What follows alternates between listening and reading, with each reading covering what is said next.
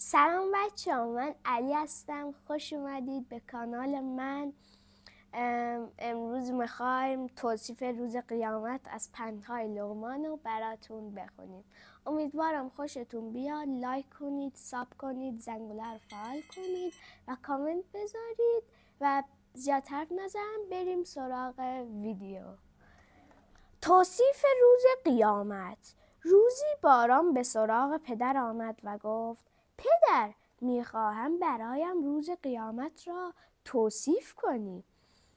لقمان گفت: پسرم، قیامت روزی است که آسمان شکافته می شود و در هم می پیچد و فرشتگان با مهربانی بر بندگان خداوند نازل می شود.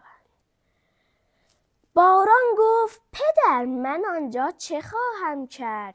لقمان گفت: تو موظف می شوی از راهی به نام صراط عبور کنی که البته اگر بنده خوبی باشی به راحتی می توانی از آن عبور کنی وگرنه از روی آن خواهی افتاد.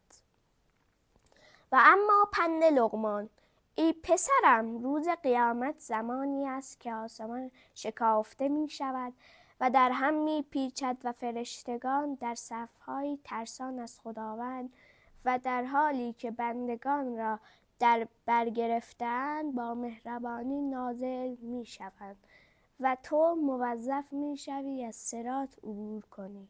در این هنگام علت را مشاهده می کنی و ترازوهای سنجش عمل برپا و دیوانها گشوده می شوند.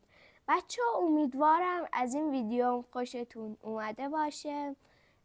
سابسکرایب هم کنید تا ویدیوهای خیلی خفن‌تری مشاهده کنید و بگیم و بخندیم. خداحافظ.